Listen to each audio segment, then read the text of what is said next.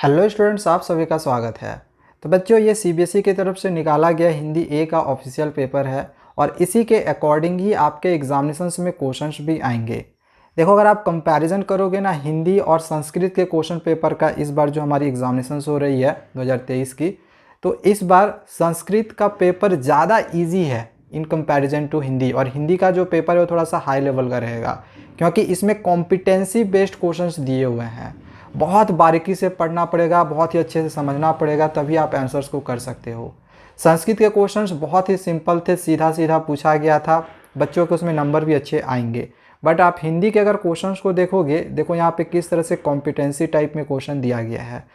देखो, सबसे पहले तो हमें ये पढ़ना होगा, ठीक है, फिर इसको समझना पड़ेगा ध्यान से, फिर इस कथन को ध्यान से हमें देखना है कि कौन सा कथन इसके लिए सही बैठ रहा है। अब यहाँ से हमें विकल्प चुनना है कि कौन सा विकल्प सही होगा। तो देखो, यहाँ से आपका तो समय भी कितना ज़्यादा लगेगा। इनफैक्ट अगर आप कोई सिंपल सा भी क्वेश्चन देखोगे ना, जैसे मान के चलो यहाँ पे एक सिंपल सा क्वेश्चन है कि सामान्य रूप में मकान, भवन, फ्लैट, कमरा, कोठी आदि शब्दों का संबंध किससे होता है यहाँ में से।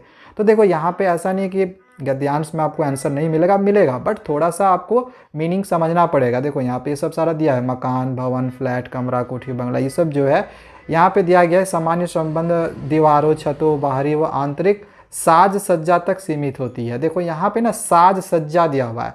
अब साज सज्जा का आपको यहाँ से मीनिंग खोजना पड़ेगा कि भाई साज सज्जा का इसमें से मीनिंग कहाँ पे है, कौन सा निकल रहा है। देखो यहाँ बनावट व सजावट से है। तो इस तरह से आपको थोड़ा सा ध्यान से पढ़ना होगा क्वेश्चन, तभी आप कर सकते हो। हालांकि आपका अगर इसका सही आंसर्स का देखा जाए तो ये आपका क वाला आंसर सही होगा, ठीक है। पैसेज पढ़ोगे आपको समझ में आ जाएगा। इसी तरह से यहाँ पे अगला क्वेश्चन दिया गया है कि आज की पीढ़ी को सुख किसमें दिखाई दे रहा है। तो जब आप पैसेज पढ़ोगे तो पैसेज के अनुसार आप देखोगे आपका जो का आंसर है वो सही निकलेगा। इसी तरह से फिर अगला क्वेश्चन पूछा गया, गद्यांश में प्रेम को घर का क्या बताया गया है। ठीक है, गद्यांश में जो यहाँ पे ऊपर में जो गद्यांश दिया गया था उसमें प्रेम को घर का क्या बताया गया है। तो इसमें गद्यांश के अनुसार आधार बताया गया है। ठीक है, आप पढ़ोगे आपको समझ में सारी चीज़ें आ जाएंगी।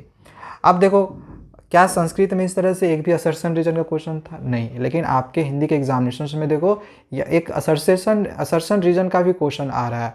तो थोड़ा सा हाई किया गया है पेपर का लेवल।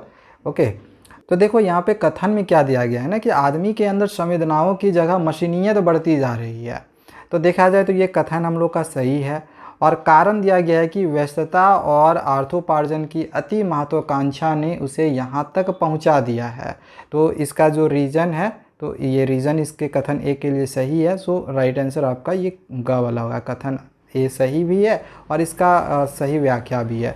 तो देखो, असर्शन रीजन में भी आपको थोड़ा सा क्वेश्चन पढ़ना पड़ेगा, समझना पड़ेगा, ठीक है। जबकि संस्कृत के पेपर में ऐसा नहीं था, थोड़ा सा आपके लिए थोड़ा सा डिफ़िकल्ट किया गया हिंदी का पेपर। थोड़ा सा आपको समय देना पड़ेगा, तभी आप आंसर्स को कर सकते हो। अब यहाँ पे एक पद्यांश दिया हुआ है, अब पद्यांश के अनुसार भी आपको यहाँ पे देखो आंसर्स करने हैं।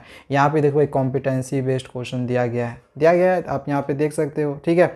जो क्वेश्चंस यहाँ पे दिए हुए हैं थोड़े से कॉम्पिटेंसी बेस्ड दिए गए हैं, थोड़ा सा डिफिकल्ट होगा आपका इस बार हिंदी का एग्जामिनेशंस इन कंपैरिजन टू इससे पहले आपने जितने भी एग्जामिनेशंस दिए हैं ना उसके कंपैरिजन में।